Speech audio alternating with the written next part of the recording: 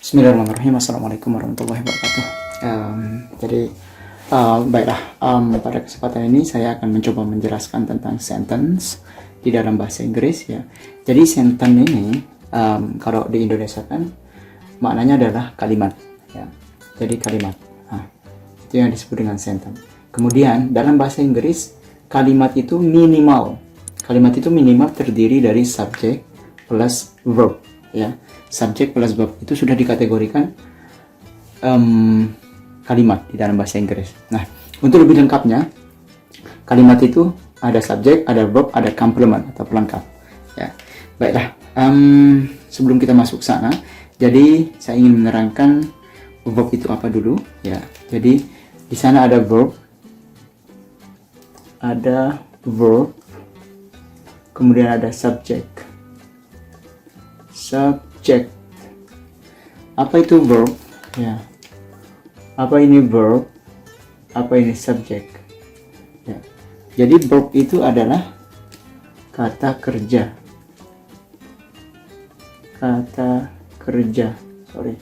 Kemudian subjek adalah pelaku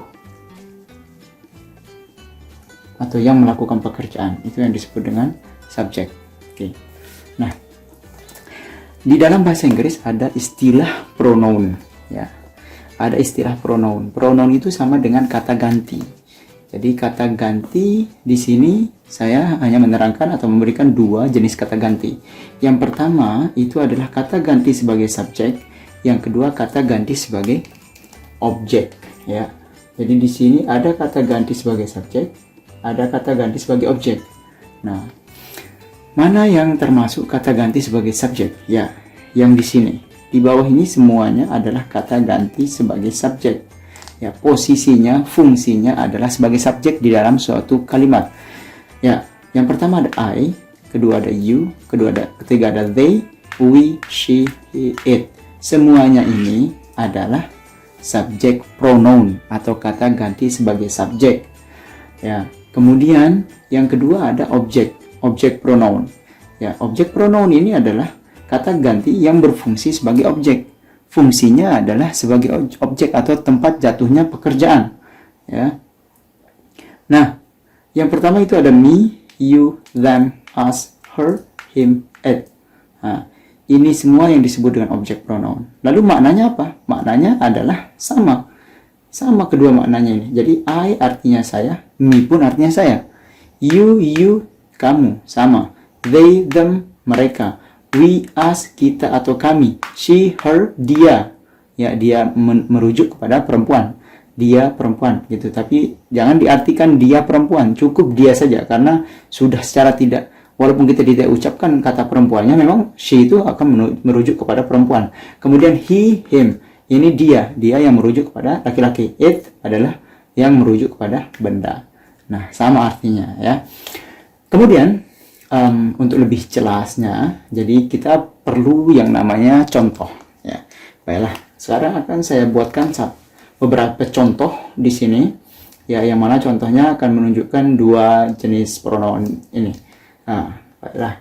Di sini kita akan cari dulu kata kerjanya ya. Karena poin utama dari sebuah kalimat di dalam bahasa Inggris adalah kata kerja sama subjek. Subjeknya sudah ada ini. Sekarang tinggal kata kerjanya. Sekarang kita akan pilih kata kerja. Misalkan kata kerja yang akan kita pilih itu ada kata love, kemudian ada kata miss misalkan, kemudian ada kata apa lagi,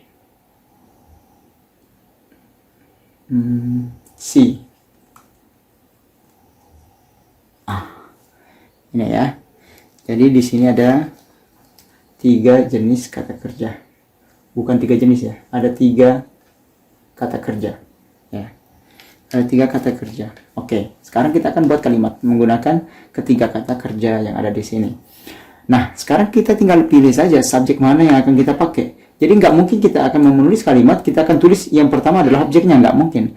Karena di dalam bahasa Inggris, ya, yang pertama kali kita tulis adalah subjek. Ya, ketika kita membuat sebuah kalimat. Baiklah, jadi subjeknya misalkan kita akan pakai kata I. ya, karena dia yang paling atas ya. I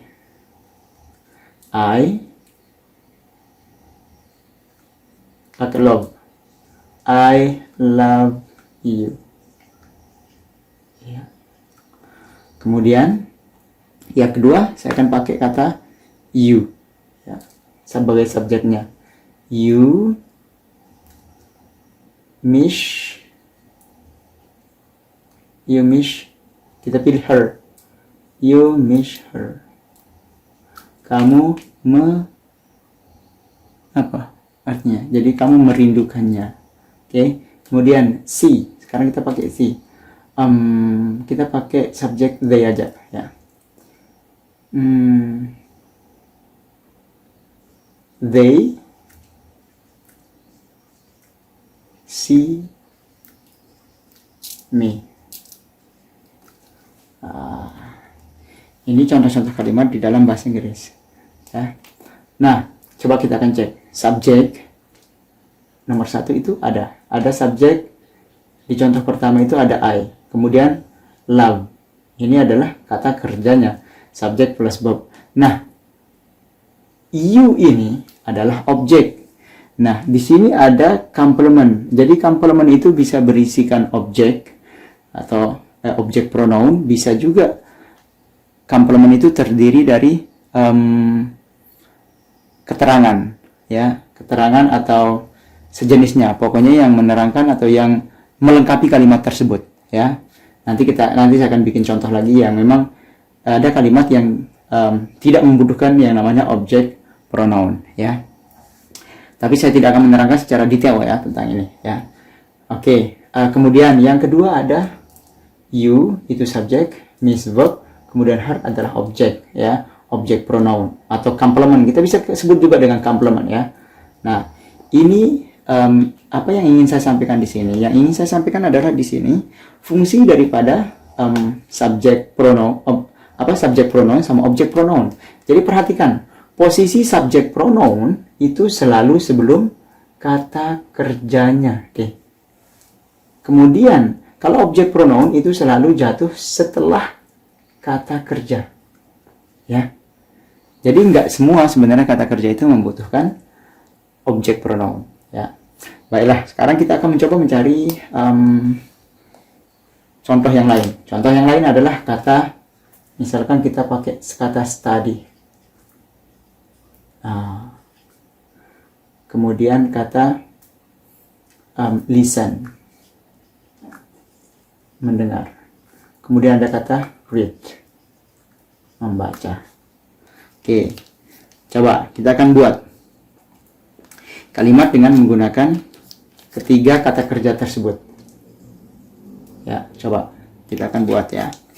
Jadi sekarang saya akan menggunakan subjek you saja atau kita, we study ya, we study.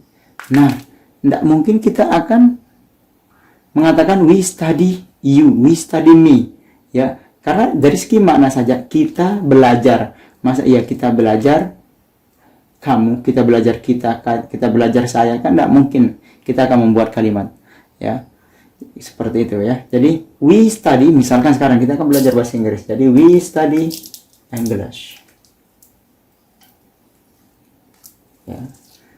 We study English, kita belajar bahasa Inggris. Makanya saya taruh di sini complement ya, complement, biar complement itu ingat bisa berisi objek, bisa juga berisi keterangan lainnya ya. Jadi yang perlu kita perhatikan di sini adalah subjek ini ya. Jadi subjek yang 3 ini saya tidak akan bahas pada kesempatan ini karena nanti akan dibahas di materi tensesnya. Kemudian coba kita akan kembali ke sini dengan kata kerja listen. I listen. Ingat bacaannya bukan listen tapi listen. I listen. Nah, biasanya kalau kata listen itu diikuti oleh kata to. Ingat, I listen to music. Jadi jangan bilang I listen music, tapi yang benar I listen to music ya. Jadi ada kata to-nya ya. Ingat, pada kata listen itu ada kata to-nya. Ya. Kemudian yang terakhir ada read. Ya. You read a book. You read a book. Kamu membaca sebuah buku. Ya, jadi di sini ada subjeknya sudah jelas, di sini ada kata kerjanya, ada kata kerja, ada kata kerja. Makanya saya bilang inti dari sentence dalam bahasa Inggris adalah subject plus verb ini. Ya, pasti ada. Ya, pasti ada di dalam sebuah kalimat di dalam bahasa Inggris. Ya, subject verb itu pasti akan ada. Ya, kalau tidak ada itu bukan dikategorikan kalimat. Okay, I think it is enough, and thank you for your watching, and I hope you learn something from this video. And if you have questions or anything else, please put your question on the comment. And the last, Assalamualaikum warahmatullahi wabarakatuh.